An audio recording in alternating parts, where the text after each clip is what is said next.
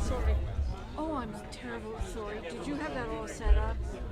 Okay, look at this, a full house. Isn't this wonderful? And I'm still trying to figure out if we have anybody downstairs sitting with hockey players right now. So hopefully everyone found parking close by and we're happy that you're here. So on behalf of the Sarnia-Lambton Chamber of Commerce and the Sarnia-Lambton Association of Realtors, I'd like to warmly welcome you to tonight's Federal All Candidates event. We're pleased to see so many members of our community gathered here to engage in this vital part of our democratic process. Tonight we acknowledge that this land on which we are gathered is part of the ancestral land of the Chippewa, Ottawa, and Potawatomi peoples, referred to collectively as the Anishinaabe. It is through the connection of the Anishinaabe with the spirit of the land, water, and air that we recognize their unique cultures, traditions, and values. Together as treaty people, we have a shared responsibility to act with respect for the environment that sustains all life, protecting the future of those generations to come. So at a time when informed decision-making is more important than ever, events like this allow us to hear directly from the individuals who seek to represent us at the federal level. It's an opportunity for all of us to listen, to learn, and to ask questions that matter most to our families, our businesses, and our communities as a whole. The Chamber of Commerce and the Association of Realtors are proud to co-host tonight's forum because we believe that strong communities are built on informed citizens, open dialogue, and accountable leadership. We'd like to thank all the candidates for being here tonight and for their willingness to share their vision for Sarnia-Lambton and for Canada. Your participation helps strengthen the fabric of our democracy. We also want to acknowledge everyone who helped organize this evening's event, including Robin Cook from the Chamber and Tracy Marino with the Real Estate Association. Thank you. These two ladies did a lot of work. It is my honor to introduce Jeremy Everaert, President of the Sarnia-Lambton Association of Realtors, to say a few words.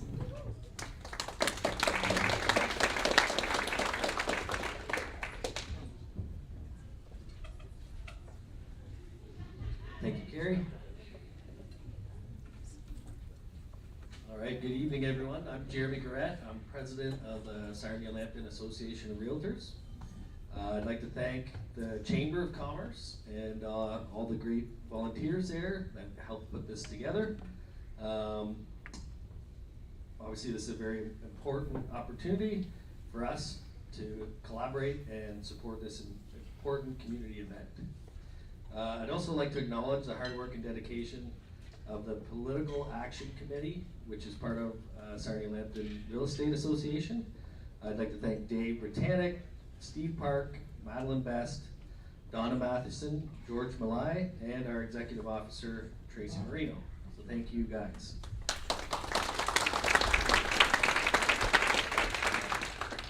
As realtors, we understand how closely tied our local economy, housing market, and quality of life are to the policies and leadership decided through elections just like this one.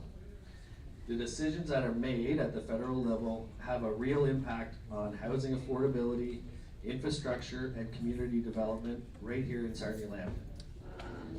Thank you to all the candidates for being here tonight.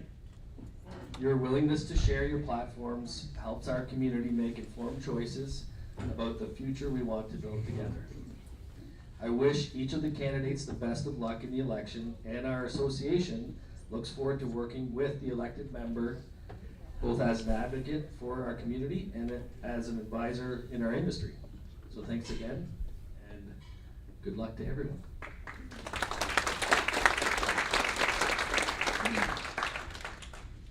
Okay, Okay, without further ado, we are going to start. So we can get all of our questions in and introductions.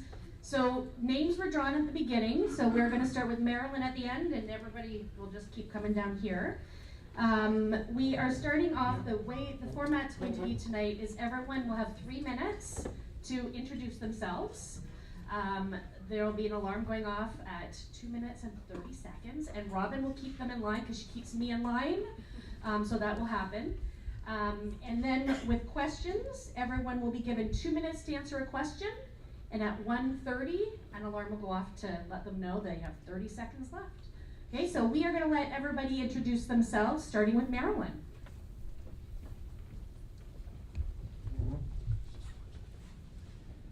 Good evening. I'm Marilyn Gladu, the Conservative candidate for Sarnia-Lambton. After 10 years of failed Liberal policy, taxes are up, cost of living is up, house prices have doubled, rents have doubled, seniors that built the country can't afford to live. We have record lineups at food banks, a quarter of Canadians living in poverty, and we have homeless encampments across the nation. Crime is up 115%. Addiction is an epidemic in our country, and they have decimated our military. We have no defense in the Arctic, we are missing 100,000 servicemen, we have no planes that can fly intercontinentally. That is the record of 10 years of Liberal government. And how did small business do under this regime? Well, we've seen a record number of bankruptcies that we've not seen in decades. Taxes on small businesses went up, their CPP and EI deductions went up. They're constantly threatened with capital gains tax increases on their investment, that for most of them is their retirement. And so it's definitely time to put Canadians first for a change, and the common sense Conservatives will do that. And we're going to start by axing the tax on everything for everyone. And that starts with the carbon tax, the clean fuel tax, the proposed capital gains tax from the Liberals. In fact, every dollar of capital gains that is reinvested in Canadian businesses will be 100% tax-free. We're going to reduce the overall tax rate 15%. We're going to increase the tax-free savings allowance for every Canadian by $5,000 if they invested in Canadian businesses. We will cut the GST on new homes up to $1.3 million so that young people can again have the hope of owning a home. And we will stop the crime. We will repeal the catch and release bail policies of the Liberal soft on crime government. And we will build recovery homes to bring our loved ones home addiction-free. We will restore our military by investing in all of the equipment that they need and building a base in the Arctic to protect our sovereignty and to restore the hope of Canadians. That is what the common sense Conservatives will do. It's time to put Canadians first for a change. So on April 28th, or at the advanced polls this weekend, vote Marilyn Gladu. Thank you.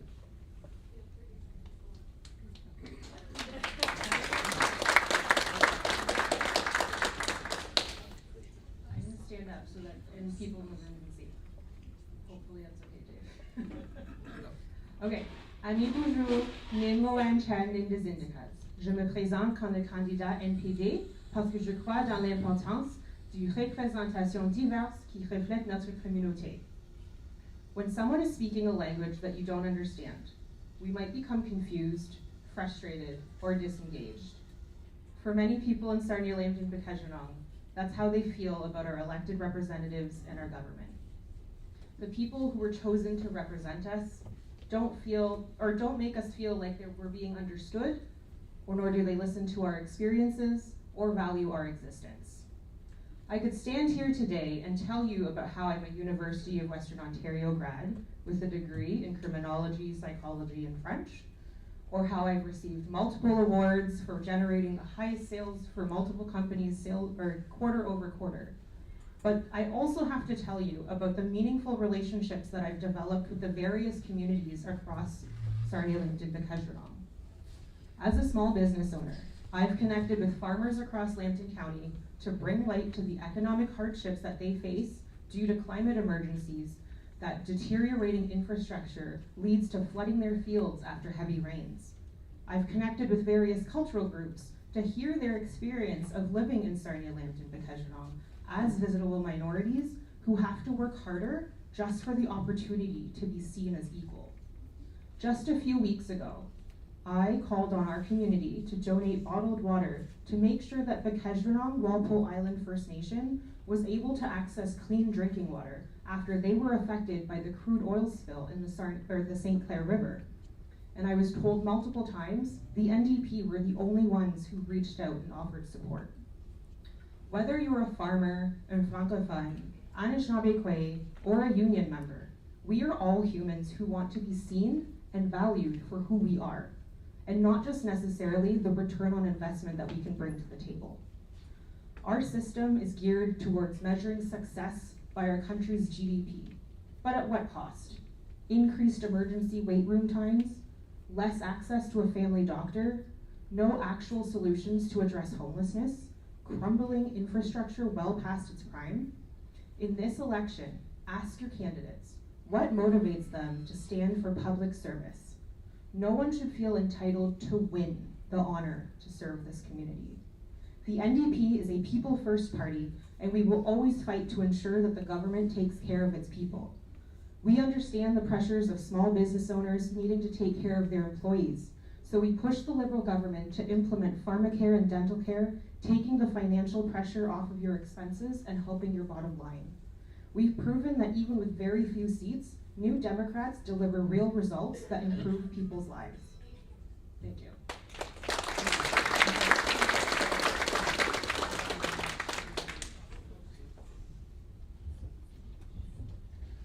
Donald Trump walks into a doctor's office. The doctor says, "Can I help you?" Trump takes his MAGA hat off his head, and there's a frog growing out of his forehead. The doctor says, "That's amazing. How did it happen?" And the frog says, "It started as a wart on my butt."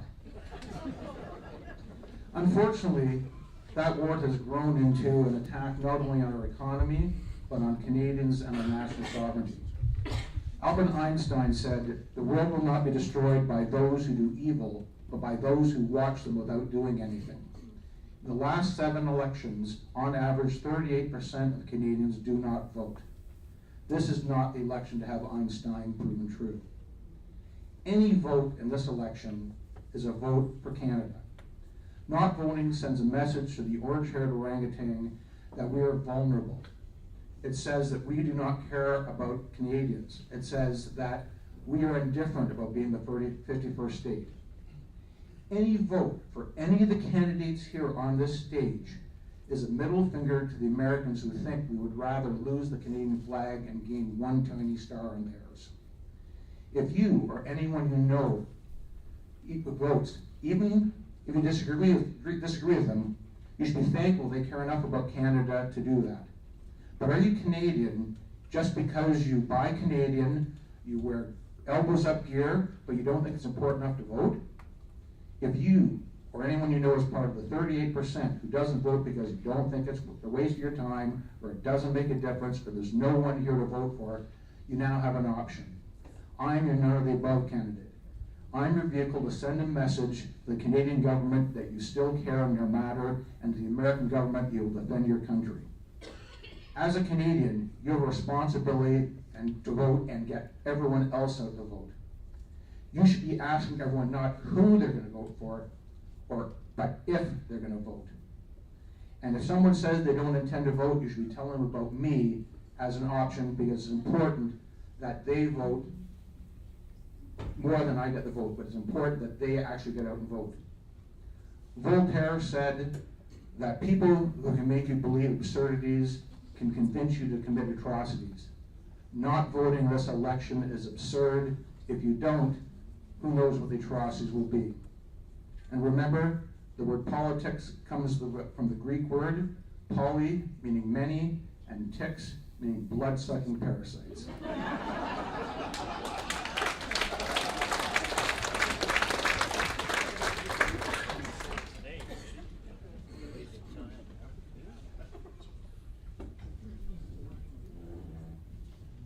Good evening. I'm Jacques Boudreau, leader of the Libertarian Party of Canada. The Chamber of Commerce states that it's committed to strengthening the local economy. So let's talk about the economy. Our region prosperity is, of course, heavily influenced by federal policies, which unfortunately over the last decade have led to Canada's per capita GDP growth to come in at 1.1%, ranking second last among 38 OECD nations. That's correct, 37th out of 38.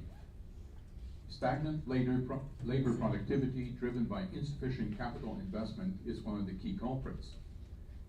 While US business investment rose by 33% since 2014, Canada's plummeted by 21%, such that today, investment per worker in the US is 2.5 times as great as it is in Canada.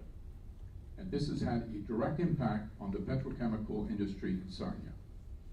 High taxes, central planning, and excessive regulations have stifled growth, compounded by federal policies hostile to natural resource development.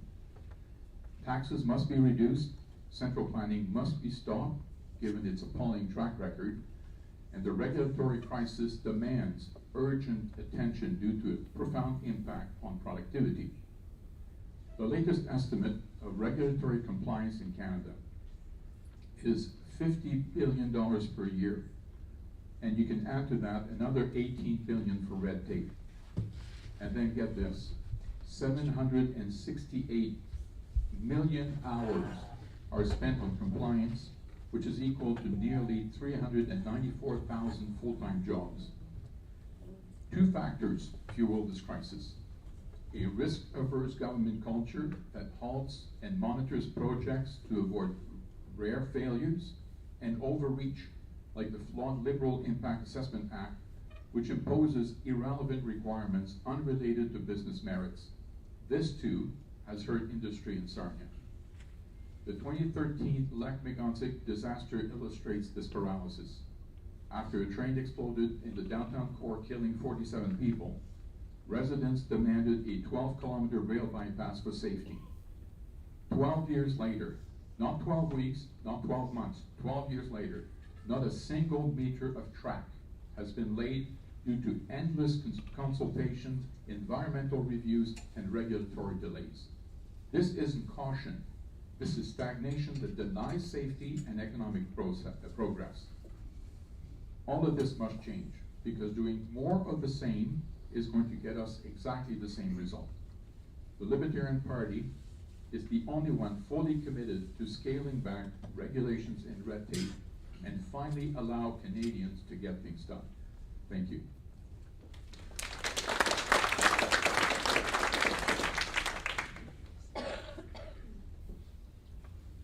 Thank you. George Vandenberg here for the Liberal Party. Let me begin by thanking the organizers for today's candidate meeting. And congratulations to all my fellow candidates for coming today, and thank you to everyone who came to learn more about the choices available in this crucial election. I'm your Liberal candidate because I believe in public service and the people of Lambton. Being your MP would be an extension of my service as a police officer, a business owner, a member of multiple community organizations, and as a Sarnia City Councilor. I'm not a person who likes giving speeches, slogans, or name calling. I value talking to people, listening, learning, and then getting things done. So let me get straight to the point. Electing a Liberal MP to work within a Liberal government is the best way to advance Sarnia and this riding. Being a member of the sitting government provides a stronger opportunity to promote Lambton-shaped policy and get our share of new investments.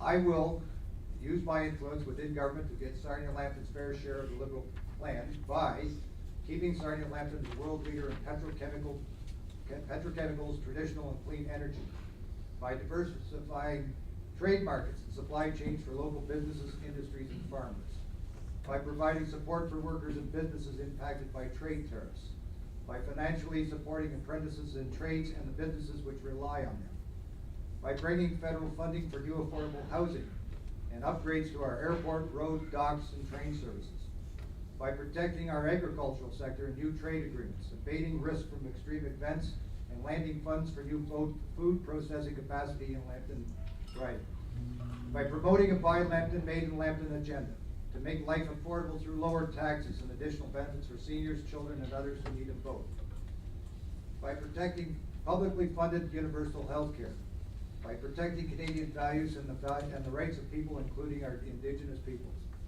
by securing new RCMP and border security personnel in Lambton to tackle the drug and human trafficking, illegal guns, and car theft.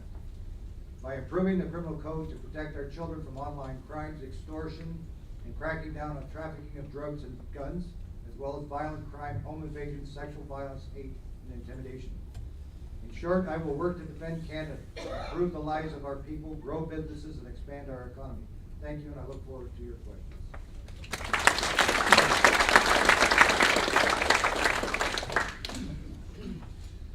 Good evening, everybody. Thank you to the Chamber of Commerce for hosting tonight's debate. I'm Brian Everaert, and I'm a proud representative of the People's Party of Canada. It's a party built on principles that resonate deeply within the heartbeat of this very room: freedom, opportunity, and prosperity. As business owners, entrepreneurs, and community leaders, you know what it takes to succeed: hard work, innovation, and the courage to take a risk. But today, excessive government red tape, skyrocketing taxes, and overregulation are choking the very businesses that drive our economy. The PPC has a plan to change that. First, we'll slash bureaucratic hurdles. Small and medium-sized businesses shouldn't need an army of lawyers to navigate compliance. We'll simplify regulations so you can focus on creating jobs and not filling out forms. Our goal is a lean government that serves you, not one that stands in your way. Second, we'll lower taxes across the board. The PPC will reduce corporate and personal income taxes because you deserve to keep more of the money that you earn. High taxes kill investment and stifle growth. By putting money back into your pockets, we'll unleash the entrepreneurial spirit that built this nation. Third, we'll champion free markets. No more corporate welfare or bailouts for connected industries. The PPC believes in fair competition where success comes from serving customers, not cozying up to Ottawa. We'll also push for free trade policies that open new markets for your goods and services without punishing tariffs that hurt consumers. But it's not just about economics, it's about freedom. The past few years showed us how quickly governments can overreach, shutting down our businesses, dictating choices, and eroding our trust. The PPC stands for individual liberty and personal responsibility. We trust you for you to make the decisions for your businesses and your families and your communities. As your PPC candidate, I'm here to fight for an economy that rewards effort, a government that respects your rights, and a future where every Canadian can thrive. Let's build a Canada where businesses flourish not because of government handouts, but because of your ingenuity and drive. Thank you, and I'm looking forward to the questions tonight.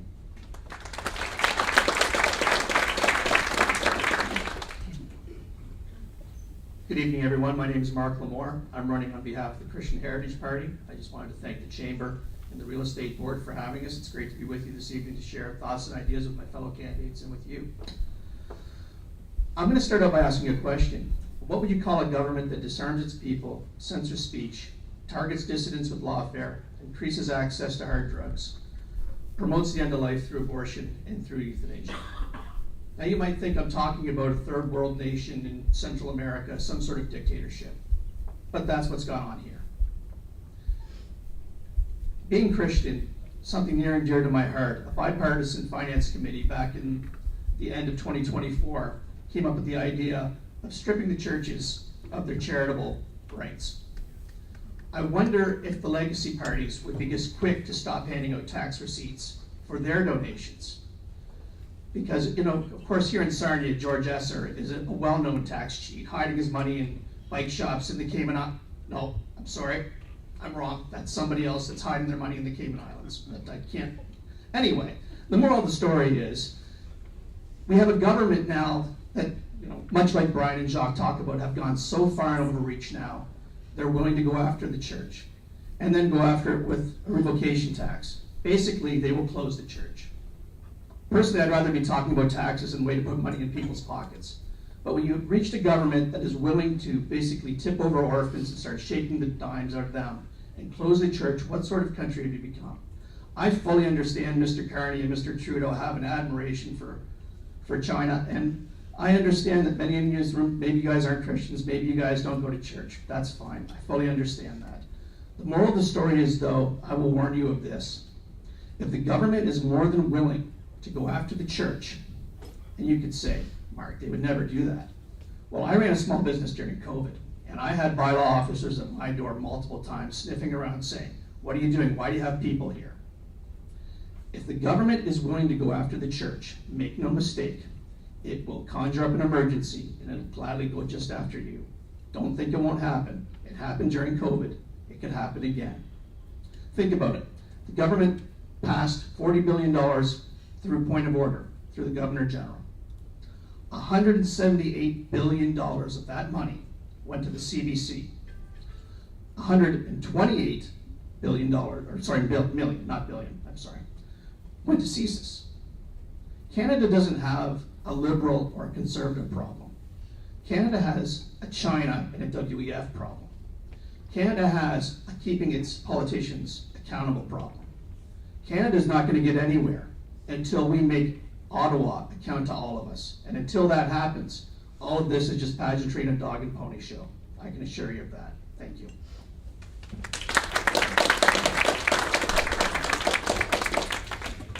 Thank you so much, everyone. Okay, we're going to start with the questions. Now, I want to let the group here know that the questions that we're asking tonight, we received many questions from people, so we're not able to ask them all tonight. But my hope is that the ones we don't ask, we can send to everybody and get some responses, so that would be wonderful. Okay, first question. What is your plan to support small businesses and attract new industries to our region, particularly in the face of rising costs and shifting global markets? So Mark, we're actually going to start with you and just pass it down. The easy thing to start out with is to just get rid of the carbon tax. I think, if anything, even Mr. Carney was nice enough to basically say it was just nothing but sucking money out of all of our wallets in one form or another. But even before that, we have to find out where the money's going. As in Ottawa, we don't know where the money goes. We pay enough of it. I mean, I'm sure all of us at this table, I'm sure all you nice folks out there as well too.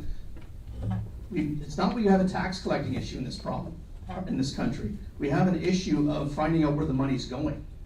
So, I mean, obviously, the first thing we should also be doing is talking to our friends, our allies. I mean, people forget that the US are our allies. I realize people were offended by tariffs, but they're still our ally. If we went to war tomorrow, who's your ally? Is it China or is it the US? That's going to be a hard decision for some people to make. We can all sit here and make promises and ideas and programs, but until you know where the money's going and figure out where you can properly allocate it, again, it'd be disingenuous for me to sit up here and tell you, I have this giant plan that's going to work. Until you know where the money's actually gone, I don't know anything. And that's just the facts.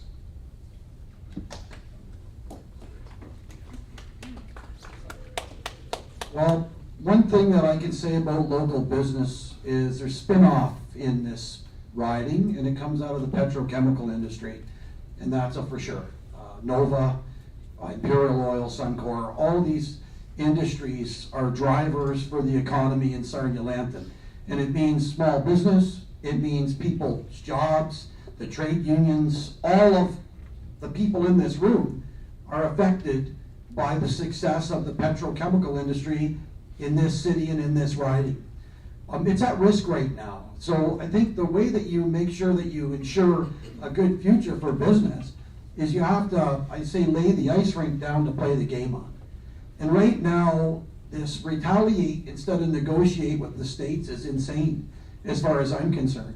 We can talk about throwing our elbows up, doing all we want to do. The fact is they're 40 times their size, and we do 70 to 80% of our business with the states. We've got one term, but Donald Trump. It doesn't mean a knee-jerk reaction and throw everything out. What we need is somebody who's willing to negotiate and not retaliate. Whether you like the guy or you don't, it doesn't matter. Fact of the matter is we've got Line 5, it's right across the river, and Whitmer wants to shut it down already. So if we're going to let Donald Trump try to fight, we're going to not negotiate, and you want to retaliate, what if he shuts it off at the river? He's still going to bring energy into Michigan, and then he cuts Sarnia off. So the fact is we got to create a stable petrochemical industry in Sarnia-Lambton, and that spins off to everyone's business, from the golf course right to the variety store. And that's the truth. We have to do it. We need to nurture a very stable environment for business, and retaliation and not negotiation is not the way to go.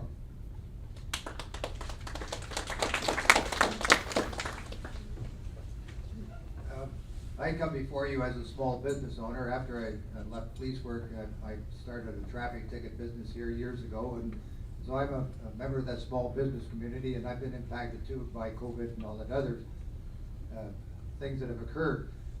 One of the things that I would do as your MP is to ensure that the federal government is aware of the challenges and opportunities which exist in this riding.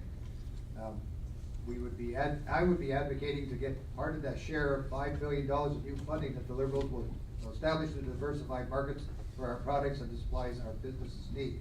But one of the things that we have here right now is we have a petrochemical industry that needs our full support.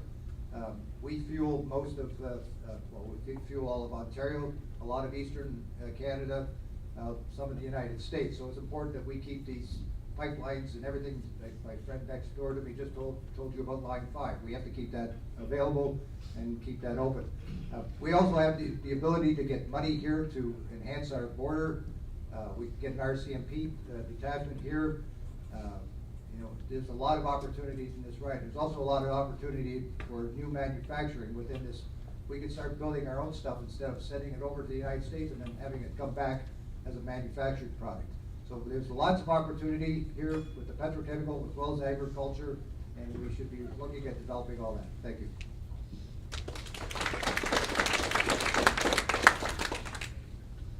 Let me echo Brian's comments about the importance of the petrochemical industry, because you could think of it as an anchor store in these malls where small businesses can grow by servicing the people who are working in the industry.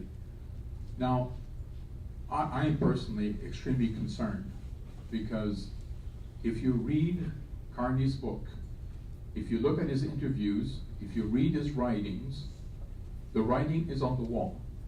The man is a climate zealot who believes in net zero by 2050, which I can tell you, contrary to what he said, because clearly he is not a science person, is not possible short of going back to pre-industrial era with all the misery it entails. So, to answer the question, this area has to be protected. Once it's protected, if you want this region to do well, it's incumbent on the people in the region to make your region more competitive compared to other ones. What does that mean? You have to make it easier to set up a business. You have to have lower taxes. You have to have a lower regulatory environment. You have to have less state. Because companies, in many ways, I mean, they're family consideration and what have you, but will go and follow the path of least resistance. So if you find that somebody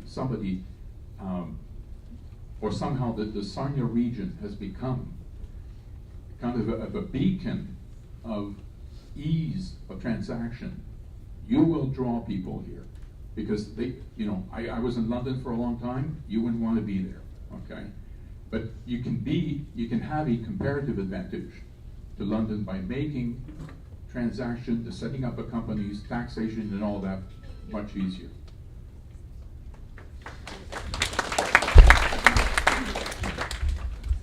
I remember as a teenager of the 70s, Chemical Valley was running full tilt. I knew people who were 16 who quit school, drove down Vital Street, turned in one of the plants, and got a job starting off at 4 times the minimum wage. But then the 80s hit, and there was a downturn in the economy. Many of the plants shut down, a lot of people laid off people. Sarnia industry was not diversified enough and was concentrated in one area. The Rhinoceros Party plan is to bring in industry so diverse from this that a downturn in the economy will not affect Sarnia as greatly. There are many factories have said they will be willing to build in Sarnia-Lambton and Bekegenon if they had leadership like the Rhinoceros Party. This includes the Long John Silver Shoe Company that only makes right-handed shoes for pirates, an escort service for communists called Hammer and Tickle, Fur Be Gone, a company that attaches disposable razors to back scratchers for men with hairy backs. A company owned by Aerosmith that makes equipment for Chinese food restaurants called Walk This Way. The Three-Legged Cow, a company that makes prosthetic devices for farmers whose animals are so good you can't eat them all at once. A manufacturer of brown chairs called a Shack of Sit. I knew I was going to mess that one up. And a roofing tile company owned by rap artists called Pitches Be Crazy. For the small business, what I intend to do is I pass a law to make the meter stick only 50 centimeters long, thereby increasing the size of small businesses by twice as large, and therefore make it a big business. With a diverse industrial base, the community of Sarnia-Lambton and Bikeshanon will be better protected from an economic downturn. As Frank Zappa said, without deviation from the norm, progress cannot be possible.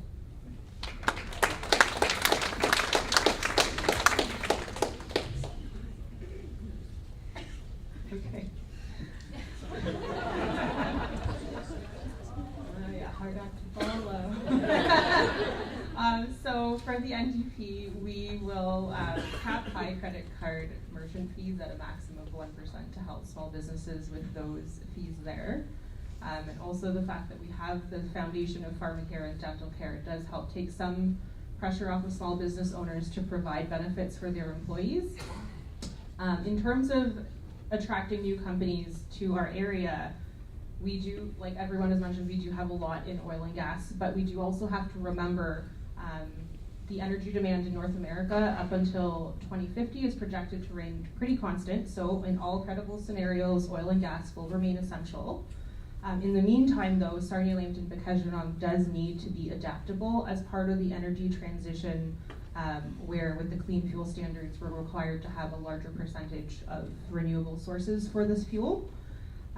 Locally, this will help with our agriculture because we have farmers who have diversified what they do in terms of food for people, but also feedstock for these fuels.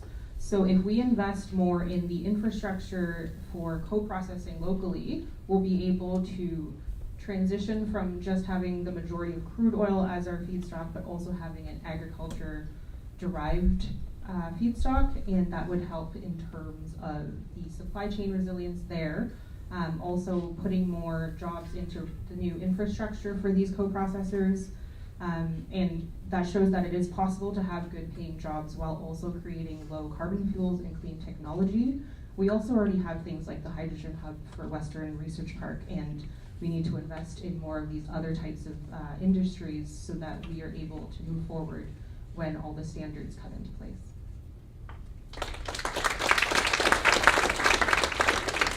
So in order to incentivize small business, clearly we need to cut taxes and cut the regulatory burden. But we have to keep in mind, like Mark Carney has been the financial advisor to the Liberals for the last 5 years, driving the highest inflation we've seen in decades, putting our GDP productivity at the lowest of the G7. We grew at 4%, while the states grew at 18%.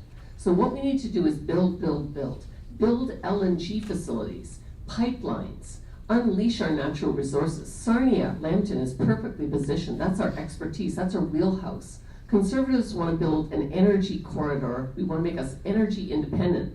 That is where we can thrive. That will be a huge spin-off for small businesses, and that is where we're going to have success. I think we need to get the government out of the way. They have not supported small businesses well coming out of the pandemic, and we need to unleash the power of small business and create a competitive environment so that jobs are not going to the US along with all the foreign investment. Thank you.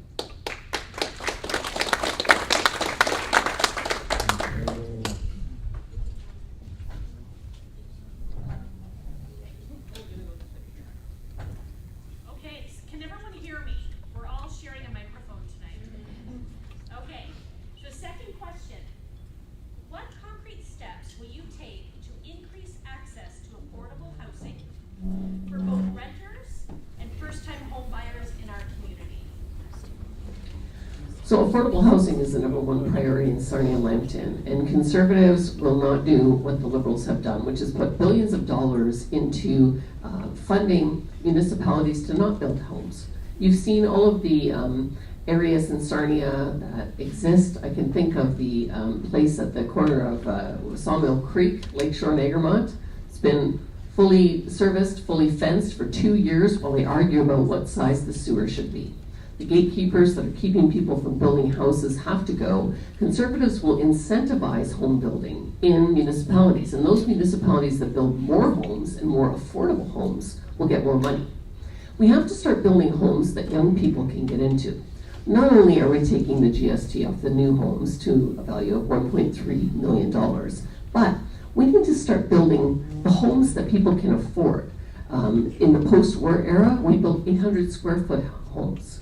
We have a bunch of homes in the downtown of Sarnia that are structurally built to take another level. And we have private mortgagers and builders that are working to get first-time home buyers into those homes with another apartment above and below, and they're guaranteeing the mortgage on that. That's the kind of innovation that we need to unleash. CMHC should be helping people get into homes, and we need to prevent the barriers that are keeping young people from ever having the hope of having a home. Right now, it's 25 years for them to save for the down payment. We have to fix that. We have to give them back that hope. Thank you.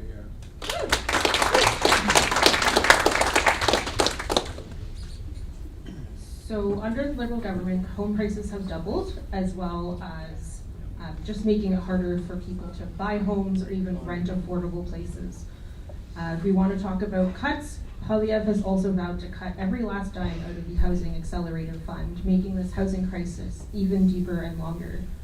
The NDP will be using Crown land to build 100,000 rent-controlled homes, and also purchasing more land for the Crown to build more of these affordable homes for people. We will also be boosting a rental protection fund to make sure that nonprofits are able to purchase affordable apartments when they come to the market. Locally, that means places like Ohana's Landing can help provide more housing for the clients of Rebound and CAS. This allows these social welfare agencies to not have to overspend on Airbnbs and hotels, just to make sure that youth are not being unhoused.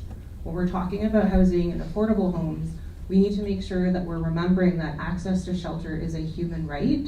We're not talking about discounting the fact that some people use real estate as an investment avenue. It's making sure that we don't exploit the housing crisis to make profit.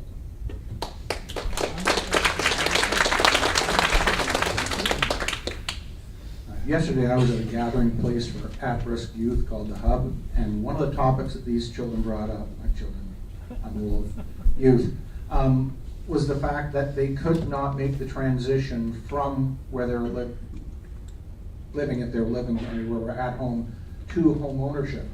So the Rhinoceros Party will provide a safe transition place where they can live until they can afford permanent housing.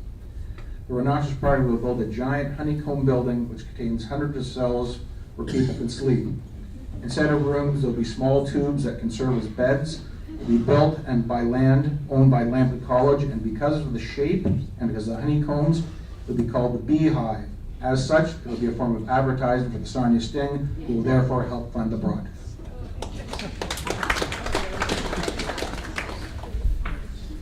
Excuse me. The issue here is supply and demand. It's always the case. Now, on the demand side, what has happened is that the federal government let in a number of immigrants that we simply could not support. It's as simple as that. And there was finally an admission to this. I mean, Trudeau, after 7 years in or whatever, said, yeah, maybe we let in too many people. So the numbers have to be reduced until the demand side of the equation is resolved. Now, on the supply side, once again, there's a rush to do Soviet-style planning. I looked at Carney's plan the other day, and it looks like he's looked at every, again, Soviet-style attempt to increase housing that in the country we've come up with for the last 60 years, and you seem to have resurrected every single one of them. It's not going to work once again. What we need to do is to get the government out and let the market. I find it extraordinary that people are always accusing, say, developers of being greedy because they want to make a buck. Well, You know what? If you let them be greedy and make a buck by building houses, it's going to increase the supply. And once you get an equilibrium, you know, in terms of supply that's high enough, prices will come down. It's always the case. It works in all other aspects of the economy. It should work here if the government gets out of the way.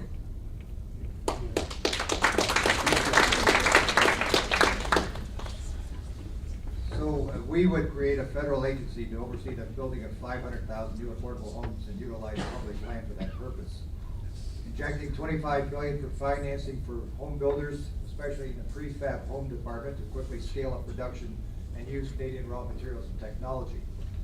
Cutting the GST for the first time, buyers on homes under $1 million. Cutting municipal development charges in half for multi-unit residential housing for 5 years. Introducing tax incentives to build affordable rental housing. Providing incentives for home retrofits which lower utility bills. My role, make Ottawa aware of the challenges we face here, ensure that this riding receives assistance for reducing development charges and is considered a location for building prefab houses. But I just want to end the note here. I attended a session with the people from Indwell this afternoon at the Vision Nursing Home. And this is an outfit that creates affordable housing communities that support people seeking health, wellness, and belonging. They have houses and projects in London, St. Thomas, Hamilton, other locations. This is something that I, as your city councillor, did this afternoon, and some of the other city councillors were there as well to look at this, and something we're going to be looking into. I hope to make this part of our platform. Thank you.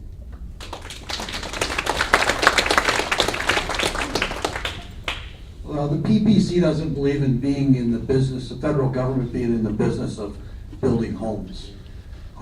It's simply what Jacques said was 100%. They opened the floodgates for immigration without any sort of forethought about what they were going to do to have people housed. And that's what's happened in Canada. And the fact of the matter is the PPC is proposing a moratorium on immigration for at least for 2 years till we get it back on track. The issue comes down to having the government in the way, just like Jacques said. You have to have people who are willing to stand up and say what the real fact is. It's like, I guess you can have a hole in the boat and you just keep bailing. Well, it doesn't fix the problem. And if you listen to the Liberals and the Conservatives want to build a house for every person that comes into the country. The Liberals just want to be a great big blanket of house building. Well, you got to stop the problem. The problem is there's not enough houses for the amount of people they're letting in. And what that does is it spills over into our economy, into the jobs. Let's face it, if you're between 18 and 30 right now, you're in big trouble.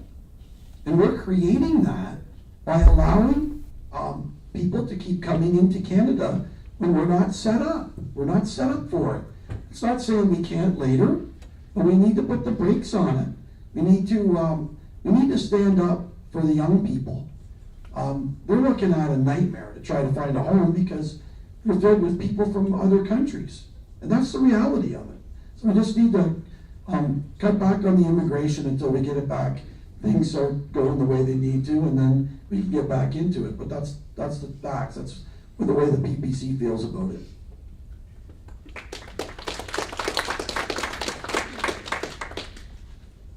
Many of my feelings would concur with Brian and with Jacques. I mean, immigration is an issue. That doesn't mean that you don't want to stop immigration. You still need seasonal workers for your farms. You still need specialized people that can still assist the country. Obviously, we could always use less taxes. We could always use less regulation. I don't think there's anybody in here that would disagree with that. I think what you see, what the government's doing, and it's being disingenuous to everyone, is it's going to change the standard of what they call a house. What we live in and what we've grown accustomed to over the years is a nice big house. They're going to start building.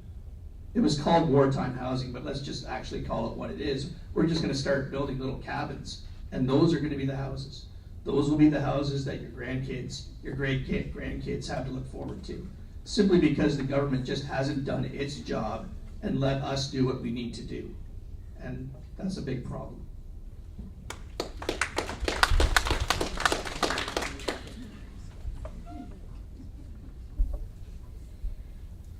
Given what is happening in the US and our proximity to the US, what is your stance on strengthening cross-border trade, and how will you protect Canadian interests in future international negotiations?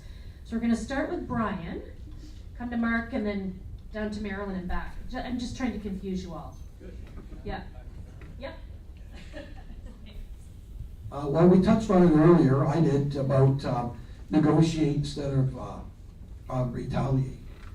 The fact of the matter is the biggest trading partner and best one that we could have is right across the river.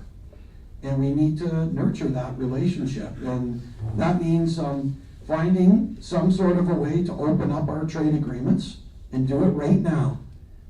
Do it when Trump's there, because win-wins come, believe it or not, out of Donald Trump. We can do that.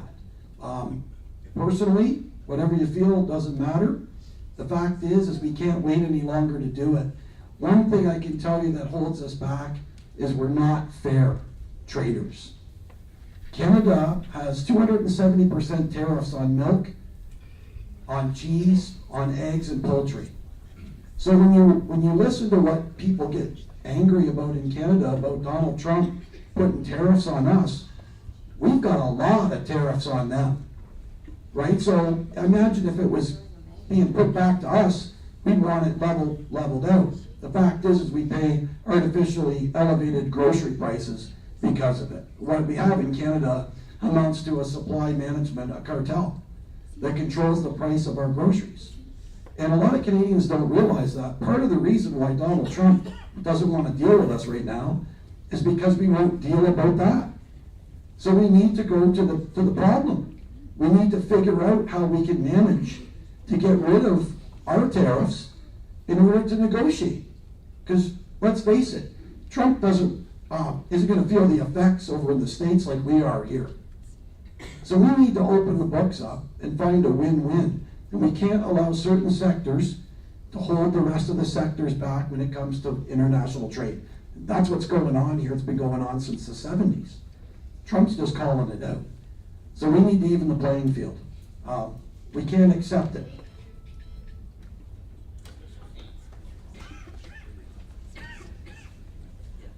Some of the people in this room would be old enough to remember. There's a lot of young people in the room tonight. That's why I say that. Not old people like me in that regard. Back in the federal debates of 1984, John Turner and Brian Mulroney had this wonderful back and forth, and there was John Turner waggling his finger at Brian Mulroney, you've sold out this country with NAFTA, there'll be jobs going. Canada did all right in NAFTA. There was no issue with that at all. It was kind of what went on after that. The US is still our greatest ally and best trade partner, and the best place to start. Brian's talked about some of the supply management issues in that regard. If you're going to deal in good faith with someone, you deal in good faith with them. It's as simple as that. Are there things where we can move? Sure. Are there things where they can move? You're talking to a guy like Donald Trump who's in business, who's a negotiator. Of course he's going to ask for more. I mean, where are the realtors in the room? Are they going to ask for $499 for a brand new house, or are they going to ask for $450? You'll ask for your $499 and get what you get. Sure, you'll be masterful and probably suck people up that way. That's how it works. But everything's a negotiation. Nothing is set in stone. And the U.S. is still our best ally to deal with. And that's just a fact. Marilyn, catch.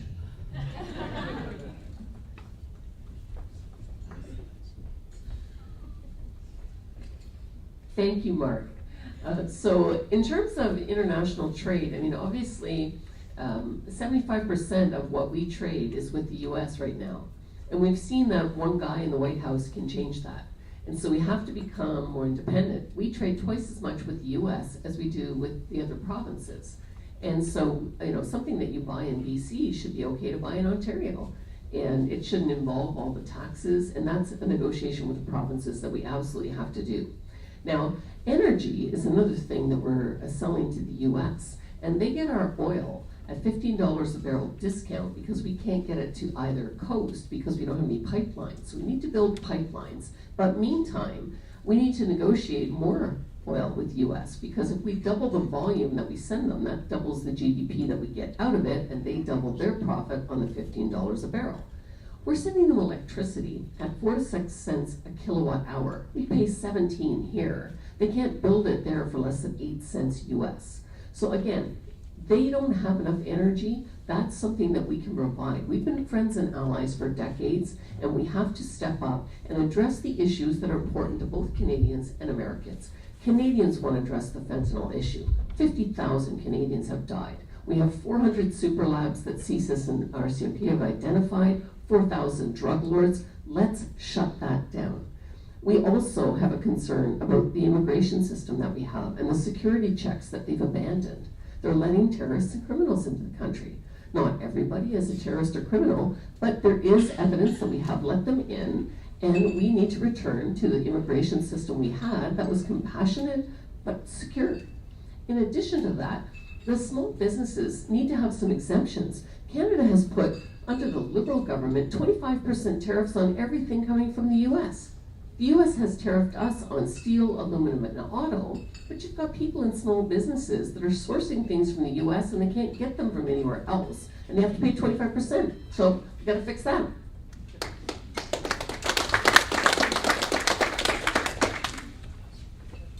So as Canadians, we like to say that we're proud that we take care of each other and that we will defend our nation however we need to. That also does include the immigrants that are in our country. 1 out of 4 healthcare workers are immigrants, and they're helping that healthcare system become stronger. 1 in 5 business owners are immigrants, and that's helping our economy get stronger. So we need to be careful of what we say, because we're talking about the people in our community. If we're talking... In terms of talking about the tariffs and Trump, the New Democrats are going to show a strong face. We have a plan for retaliatory tariffs, cutting off the supply for critical minerals that they need in the States, and diversifying our international partners. That way, we're not relying solely on one particular client, but we have other options and diversification there. We're also going to make sure that our foreign policy prioritizes the jobs of Canadian workers and the human rights of the people that live here in Canada. We'll also be making a Build Canadian, Buy Canadian plan to make sure that there are more jobs across the country, whether that's through building an east-west grid that's helping with clean energy. That will be jobs for Canadians here, using Canadian minerals and resources, and making sure that we have jobs here taking care of the people, whether they're born here, whether they're Indigenous, whether they're immigrants, whether you came here some other way. You're living here now, we will take care of you.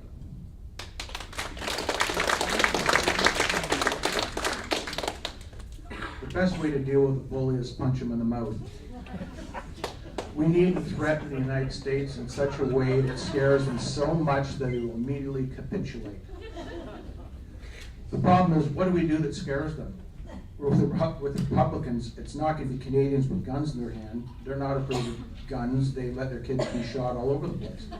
So what would be more frightening to Republicans than Canadians with guns in their hand?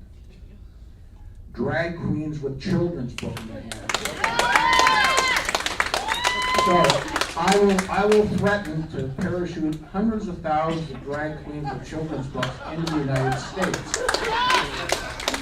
The sound of the books being read is enough to immediately turn all their children gay. While the Republicans are busy taking their children to church and trying to make them straight, their border on the south will not be defended, and Mexicans and penguins come across.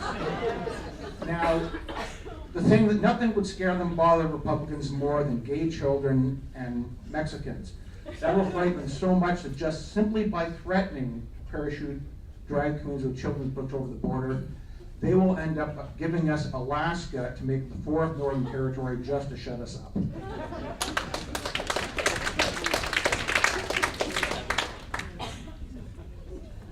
In 1930, the Smoot-Hawley tariffs were introduced in the United States, which prompted countries around the world to retaliate. It took a bad situation and turned it into the Great Depression. Retaliation is madness. Economic models are showing that the American tariffs are going to decrease Canada's GDP by 3.6%, but showing that if we retaliate, they will take it down from 3.6 down to 5.1. So this is not going to work. Moreover, 25% of Canada's GDP is dependent on trade with the US. The reverse is only 1%. The Americans have a 25-to-1 advantage over us. We cannot win this. Ergo, no retaliation. We're going to go, we should negotiate, remove irritants. If that doesn't work, then we wait it out. It amazes me how short-term the memory of people seems to be. Because we've had this for last month, it appears that people think it's going to be like this for the next 100 years. Not true. 4 years from now, they'll have a new government, and in fact, I think the pressure internally are changing Trump's mind already. So sometimes you just have to wait it out instead of doing something stupid. Now, if this were to be going on for a long time, we would provide temporary relief, but it would be targeted, and we would make sure that it doesn't turn into one of those government temporary programs, which, as Milton Friedman said, there is nothing so temporary or so permanent as a government temporary program.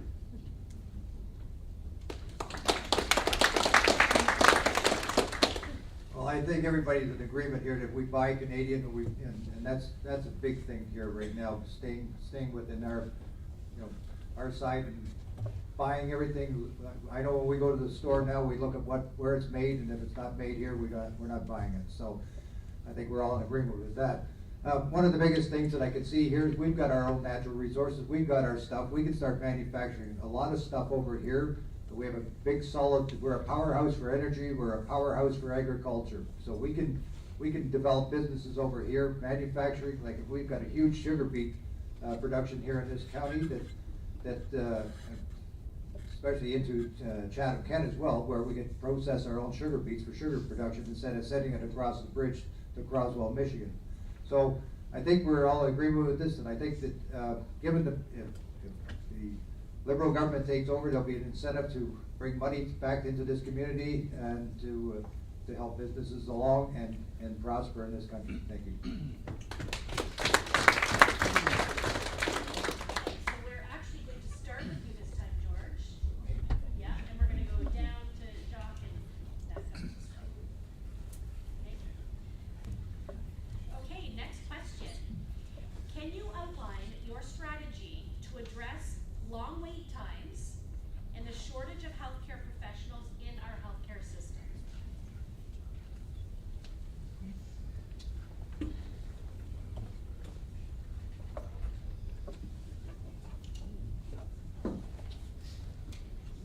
Well, we've heard about the immigration problems we had. We've brought a lot of people in, and I think the biggest problem that we've got is we didn't bring the healthcare people with them to help the people that are moving here. So if you bring 1 million people in, you need to bring a whole lot of doctors and a whole lot of nurses and a whole lot of dentists and a whole lot of support people behind that.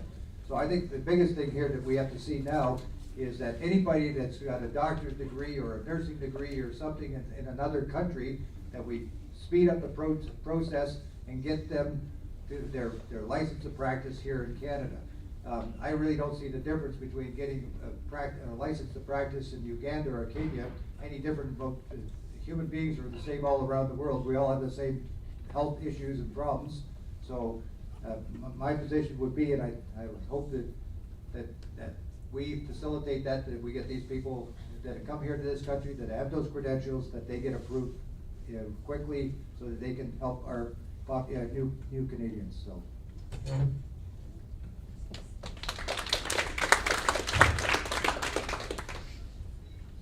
Let me begin by setting the record straight, because it amazes me how this comes up every federal election. We have a constitution. Constitution is the law of the land, and it assigns different jurisdiction. Healthcare is a provincial jurisdiction, it's not a federal one. Now, having said that, federal governments in the past have used their tax powers to go through the back door to get to healthcare.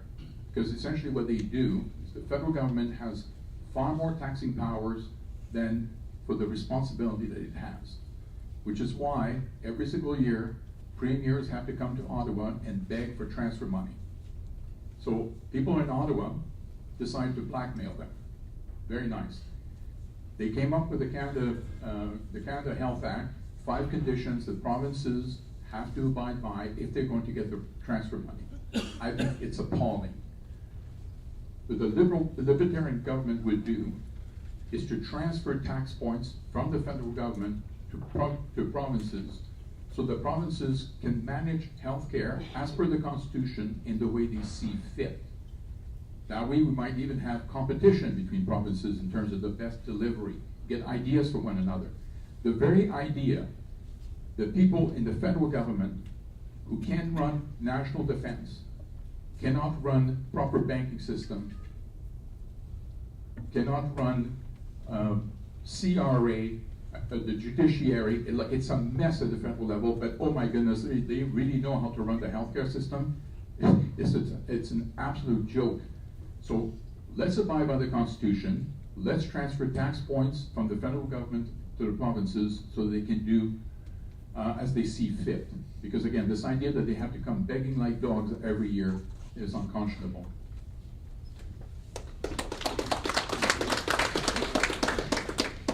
I'm a former nationally ranked wrestler, provincially ranked in judo, and I played rugby for 20 years, so I've spent a lot of my time in emergency rooms waiting.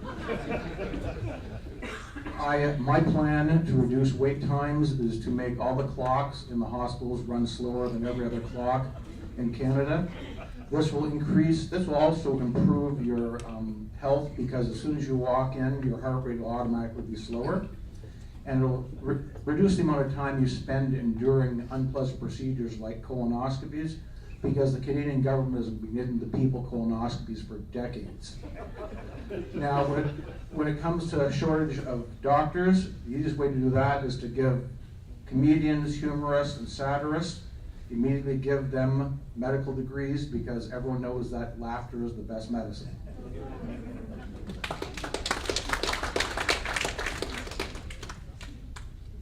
So the public health care system that Canadians are so proud of are based on 2 fundamental things. Nobody should be paying to go see their doctor, and nobody should be paying for procedures at the hospital. In the last few years, while Pierre Poilievre was in government, he cut $43.5 billion to healthcare transfers and cut key programs to Indigenous healthcare.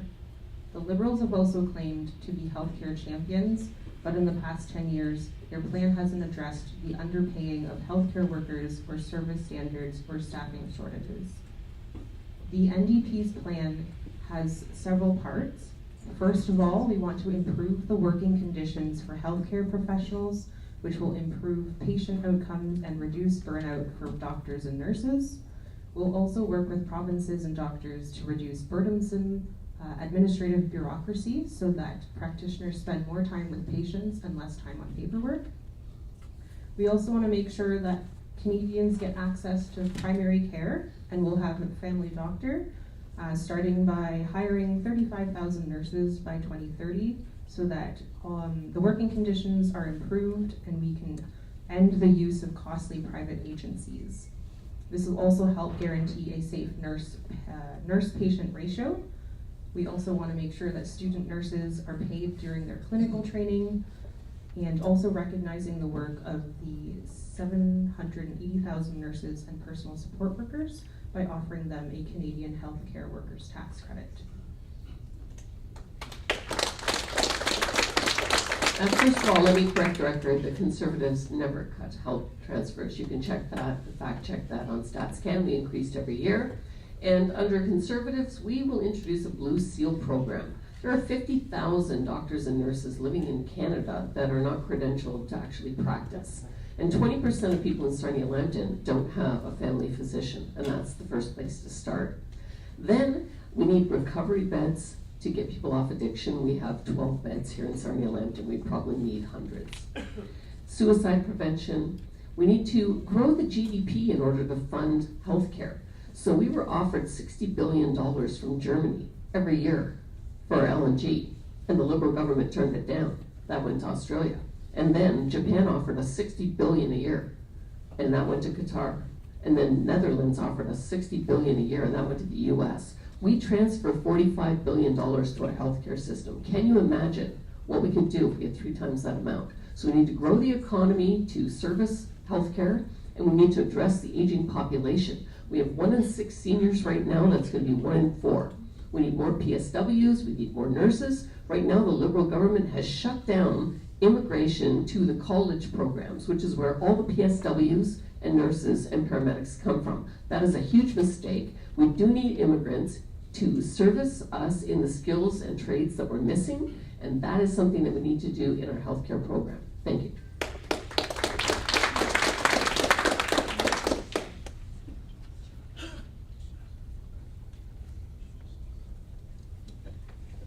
Hey, thanks for not throwing that, I appreciate that. A great place to start would be rehiring unvaccinated nurses and doctors. That would probably be, and much like Marilyn, unless anyone has an issue with an unvaccinated nurse or doctor, but I wouldn't think it could be an issue. Much like Marilyn said, I mean, we have immigrants that are coming in that can be used for a number of different reasons. I mean, we can't flood the country with immigrants, but there are specialists, as I said before, whether it be in the medical field and or the farming field. That's where we need people. I mean, as Jacques said, it is a provincial issue, and the money comes from the feds. And again, it comes with it. You can do this with any program. It doesn't matter what it is. Where's the money going? How come is it being? Well, how come CEO? How come when you work for the government, and maybe someone smarter in the room can answer this for me, because I'm not a bright guy. I try hard, but I'm not a bright guy. How come when you work for the government, you can get a raise every year and not be good at your job? For you people that run small businesses, help me out. Does that work? When you guys don't succeed, do you guys get raises? No, that's just not how it works. So there has to be accountability. Until there's accountability in any of these departments and in any of these systems, you know, if you were paying CEOs and making them accountable and then paying them an honest wage, then you can hire more professionals. Because we're going to need more professionals because we're outgrowing the system and we just can't keep up with it.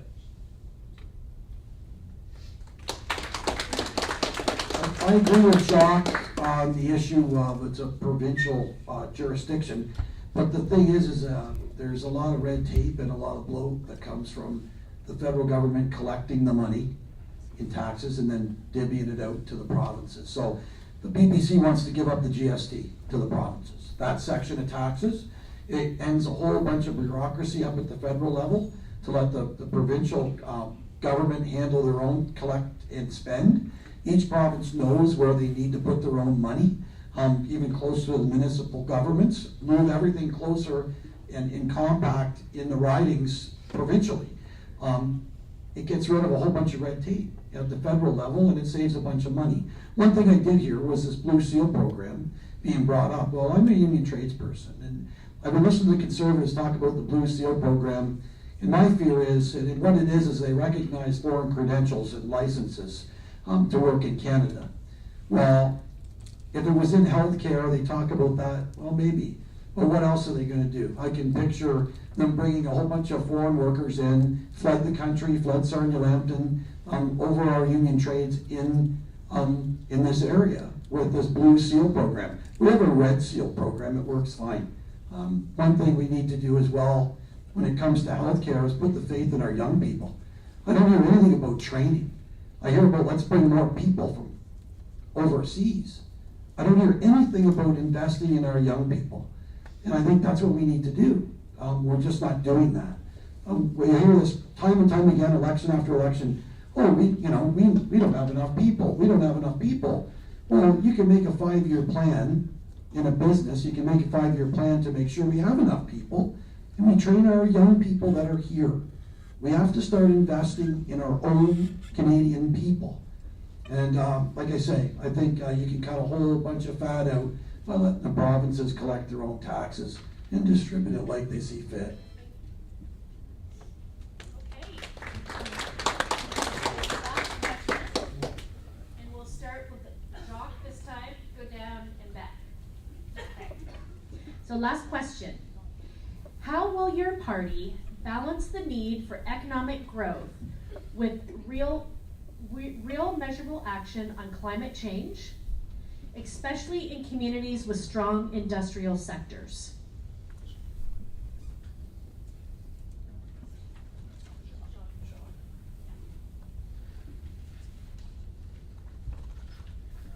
excuse me, our position on climate change or any environmental elements is that it should be dealt with through the tort system, not through government involvement. And I will give you an example. In Sweden, quite a few decades ago, there was a farmer who had access to a river. He was a cattle farmer. So his cows could go and drink the water. Upstream from him was a plant that was dumping chemicals in the water. And many of his cows died. He sued, won. There was a repeat of that because the company didn't change its ways. And the second time they lost, they decided they were going to clean up their act. So the water was clean and there was no more issues. Notice, no government involvement, no government arbitrary BPM numbers or whatever. We believe firmly in the sanctity of private property rights. Unfortunately, they are not covered or protected under our current constitution, which is a real shame. But if it were, and your property was damaged by someone acting in a way that was irresponsible, you ought to be able to sue them. And if, of course, you could prove damage, you would get reparation, and as in the example I gave you, would change the habit of the people.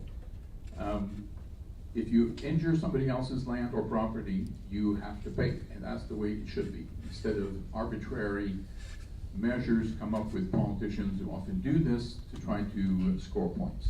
Thank you.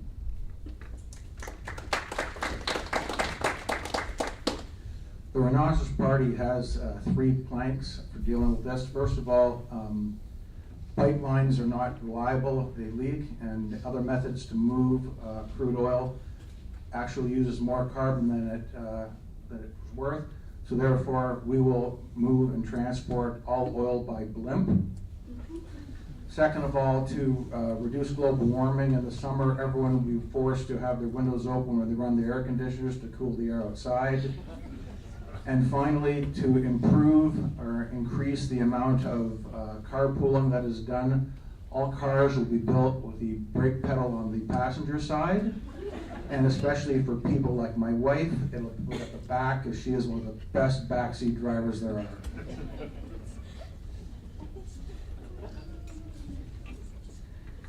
In terms of addressing the climate crisis, the NDP will be investing in climate adaptation and disaster preparedness. So that will help our local farmers here in terms of like getting more tiles so that they can deal with the flooding that happens quite often and affects their yields. We'll also be making sure that we talk about this energy transition that I mentioned before, where we are able to actually create more jobs with the renewable energy sources. We'll be able to use that and just focus more on what we have available here, investing in that infrastructure to create more industry with the value-added agriculture.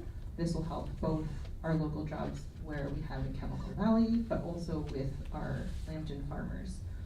This would be part of the clean energy economy that we'd be building that can also go across Canada, but it also helps us here locally as well. If we're talking about emission reduction policies, that's so that we can make sure that our big polluters actually pay for those taxes in order to fund all of these things that we're talking about, because there's a lot of taxes that aren't getting paid by the people who are creating this pollution, and it shouldn't be passed on to the consumers. So it's possible to have economic growth and address climate change at the same time. So Canada is less than 1.6% of the world's carbon footprint. China, India, and the emerging world are 60%, and much of that is on heavy oil and coal. And if we unleashed Canadian liquefied natural gas, that would cut the carbon footprint by a factor of 4. So that 60% would become 15%. And that's a way that Canada could punch above our weight and create jobs and prosperity here. We also have small modular nuclear reactor technology that we've developed. This is carbon neutral. It's something that is portable. It can be sold to the world. And it's something, again, that would get that addressing of climate change at the same time creating huge prosperity for our people here. That is what we need to do. We need to do both, and I think we can.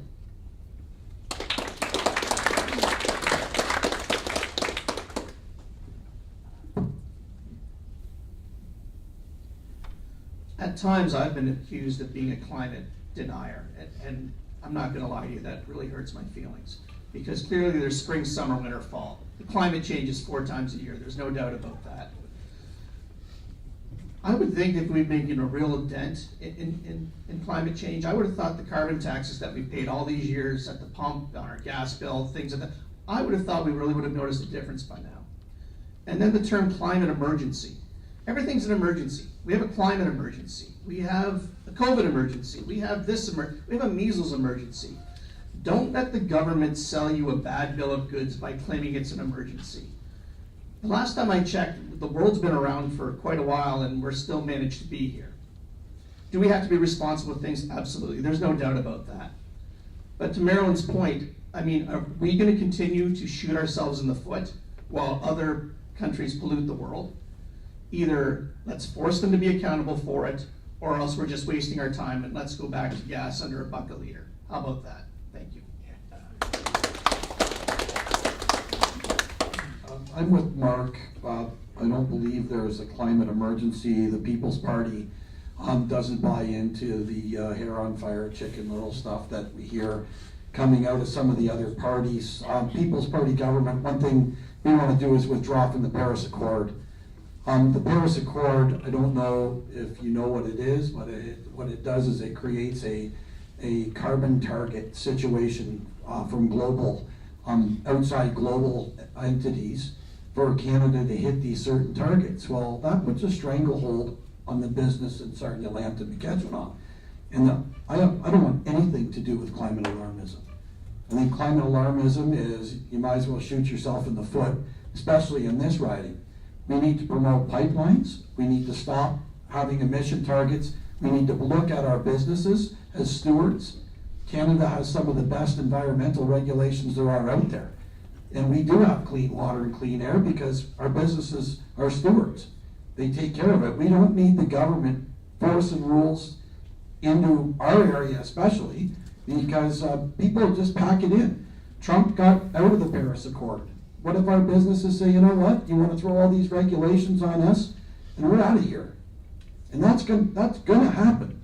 If we keep putting our thumb down on the businesses, it's gonna kill business, especially in this riding. It's imperative that we don't go down that road and try to, like you look at the subsidies that have went out for the green industry, even in Windsor, right now at the battery plants. There's other ones that are up in the air in St. Thomas right now. And it's because it's government getting involved. And our tax dollars are out the window, and who knows where the money goes, right? So I think you have to let the private sector dictate what goes on. As far as the environment goes, you have to be responsible. You have to have good regulations, and we do. And I think we need to let our businesses thrive. We've watched the business going down in the riding right now. So the question was balancing economic change with climate change, and so the Liberal Party will ensure that Canada remains a energy superpower in both clean and traditional energy. We've heard about the Paris Treaty, the climate change thing, and for us to diversify our economy and dealing less with the United States, we can diversify into the European market, and that requires us to have clean energy and deal with this climate change issue. So I think that's where we have to look at. We can move to a European model where we could expand our trade there instead of relying constantly on the United States. And with that, that's all I have to say.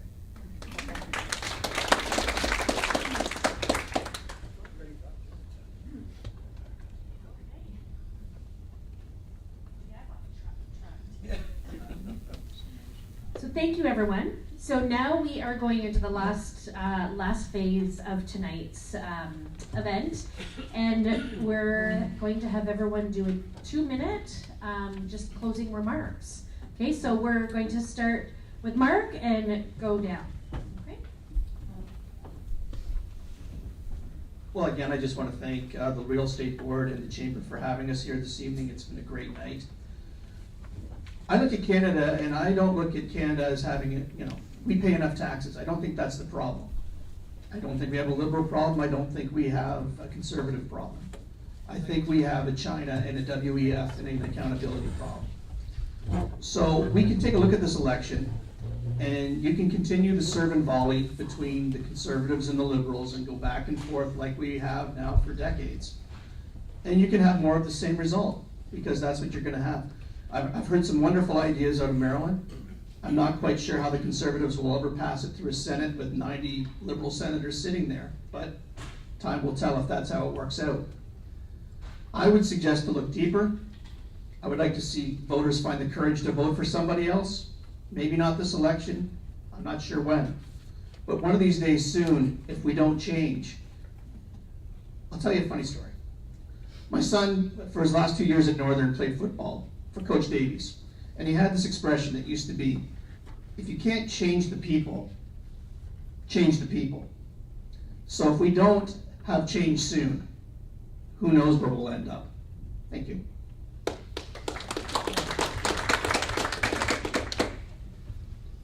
I'd like to thank everybody here, the Chamber, the real estate folks, for having this. It's great to see a full room of people engaging in politics.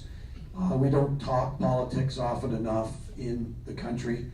I think we're raised that way. In Canada, seems to be. You know, you don't want to talk religion or politics, but it's great to get out, see everybody in here engaging. Tonight you've heard a lot of ideas, but the PPC offers something different, and it's a commitment to unleash the potential of our business and our people. Here in Sarnia-Lambton, our economy thrives on energy, manufacturing, and small businesses. Yet crippling regulations and high taxes will suffocate your ability to grow. The BPC will cut red tape so you can innovate without Ottawa's heavy hand. We'll lower corporate and personal taxes, putting more money back in your business to hire, expand, and strengthen our community. We'll fight for fair trade policies that protect our local industry, not punish them with tariffs or unfair deals. And we'll say no to corporate handouts, because true success comes from competition, not using connections. But beyond dollars and cents, the PPC stands for freedom. We trust you, Sarnia-Lambton's entrepreneurs and workers, to make the best choices for your families and businesses. No more government overreach telling you how to live or how to operate. Go PPC, and together we'll build a Sarnia-Lambton where businesses flourish, jobs multiply, and liberty thrives. Thank you.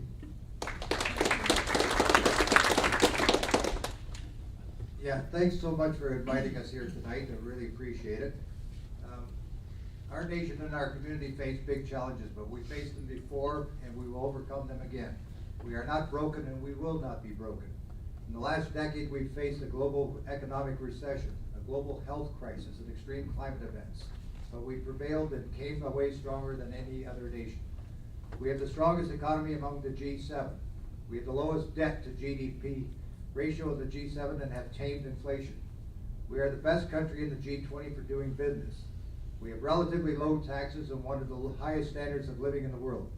Our taxes paid for health care, pensions, employment insurance, maternity benefits, and other benefits that are the envy of the world. We are among the top 3 nations in the G20 for social progress, equal opportunity, justice, and economic freedom. So don't believe the rhetoric. Canada has a record to be proud of. It is a record that we can build on together. By listening, learning, and acting strategically and in a way that is fair to all Canadians, we will not only overcome our challenges, but continue to strengthen our nation and our community. Prime Minister Carney has global connections and economic experience that our nation needs. The Liberal team has established relationships needed to defend our sovereignty, improve our standard of living, and grow economic well-being. I would be honored to serve as your MP and advance the fortunes of this riding on your behalf from within a Liberal government. Thank you.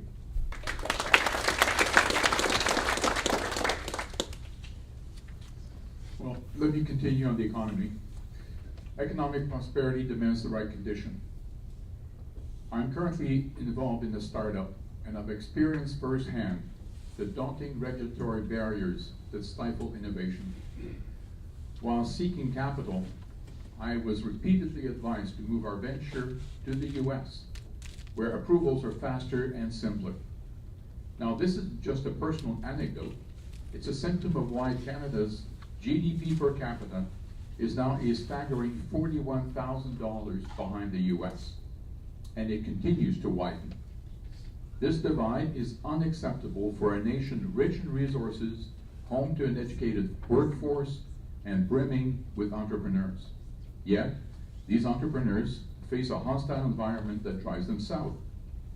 Investors don't like uncertainty, and Canada's unpredictable regulatory landscape repels the capital we need to grow. The Liberal government's affinity for heavy-handed central planning only deepens this uncertainty, signaling that no sector is free from bureaucratic overreach. To reverse this trend, we must act decisively.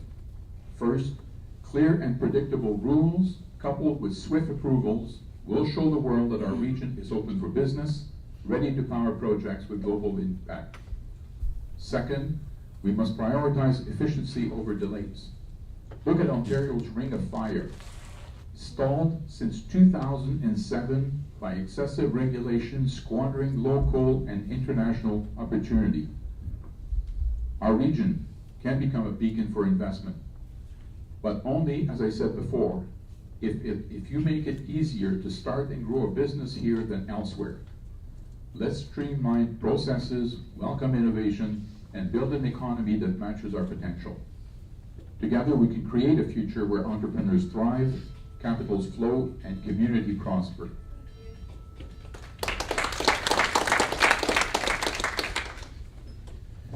This is my third all candidates meeting. It's the third time that I have stumped more for these people than myself. I know I'm not going to win, but doing this is not a waste of time, as some people have insinuated to me. I've been given an opportunity to explain and communicate my disgust with the political system and how it's dividing Canadians. Don't you think it's strange that our politicians are demonizing people who disagree with them with hatred? Yes, I mean hatred for any Canadian who disagrees with them. And what took us to bring us together was a convicted sexual predator and a felon to attack us.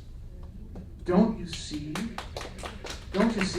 that you don't want to become this 51st state where you're letting politics divide us, which is going to lead us that way anyways. The other reason it's not a waste of time is I'm giving people who feel the same way like me a place to park their vote. If you think there's no one worth voting for, vote for me to say that. If you think it's a waste of time to vote because nothing changes, vote for me to say that. If you think politicians don't listen to you and lie and just don't do what they want, vote for me to say that. And if you know anyone else who feels the same way, you should be telling them to vote for me to say that. It's important that we vote. Everyone should vote no matter what. But before we can fix our political divide, we have to prevent our country from being attacked. This occurs if we convince everyone to vote. If we can't beat them with a ballot, we may need to do it with a bullet. So, is your country important enough for you? That's a question you should be asking yourself and every other person who says they're not going to vote. So remember, if you think politics is a joke and Parliament is a circus, Vote for the clown.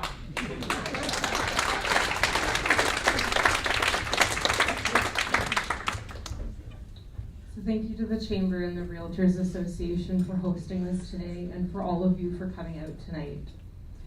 Having visited various areas of our riding, I have learned firsthand that there are still portions of our communities that are being underserved and overlooked. Residents from the former Lambton-Kent Middlesex area are confused and they feel left out and uninformed. Our First Nations communities are lacking clean drinking water and fresh air, and nobody is addressing how this impacts their quality of life. In a competitive marketplace, visibility is key to standing out and closing the sale. But visibility isn't just about being seen. It's about being heard and recognized and valued. This community should be a place of growth and opportunity for everybody, not just the ones who have power. Having diverse representation means having better leadership to protect healthcare, jobs, and shared values. This election, it doesn't have to be about fear. Fear for our jobs, fear for our families, fear for our sovereignty. There's nothing wrong with being afraid, but it's what you do with that fear that matters. Despite the uncertainty surrounding this election, when I talk to people at the doors and in the communities, I'm seeing hope. People who have never cared to vote before, or even known the names of the candidates in the riding, are exercising their right to vote for the first time because they see someone who shows up for them in their community and listens to their concerns and gets the job done. Not in exchange for a vote this election or the next, but for the betterment of the community and the people within it. Canadians shouldn't have to choose between supporting equity-deserving communities or investing in the economy.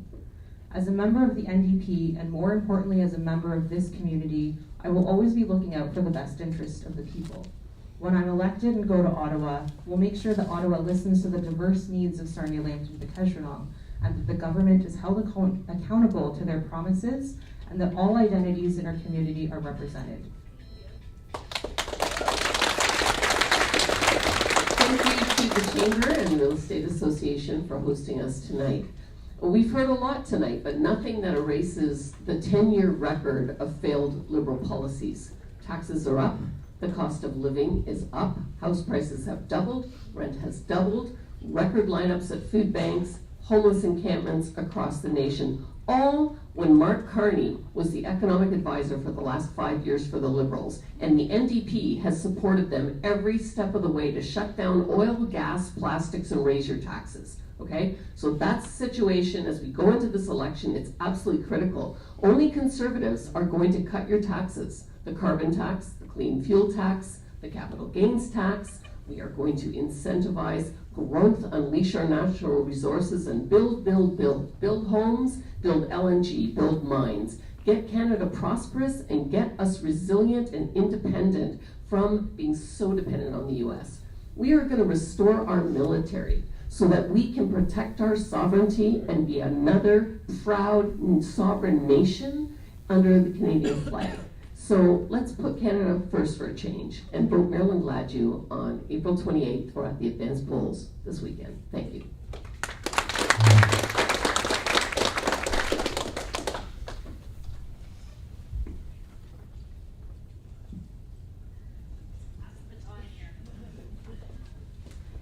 Thank you so much.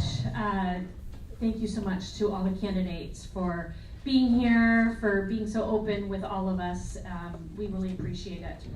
So as we wrap up tonight's federal All Candidates event, I'd like to extend a sincere thank you to each of you for taking the time to be with us, sharing your perspectives, and engaging with the people of Sarnia-Lambton. Your participation tonight is a reminder of the importance of public service and civil dialogue. To our audience, both here in person and joining us online, thank you for showing up, asking thoughtful questions, and being active participants in our democratic process. Your engagement is what gives events like this purpose and power. A special thank you to our partner, the Sarnia-Lambton Association of Realtors, and the teams behind the scenes who made tonight possible. Your commitment to a well-informed and vibrant community is deeply appreciated.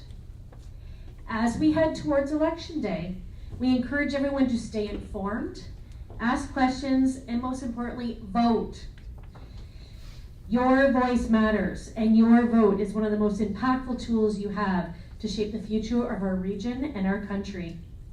So on behalf of the Sarnia-Lambton Chamber of Commerce and the Sarnia-Lambton Association of Realtors, thank you once again for being here, filling this room. This is wonderful. It says a whole lot about our community. And I wish all of you a really great night. Thanks for coming.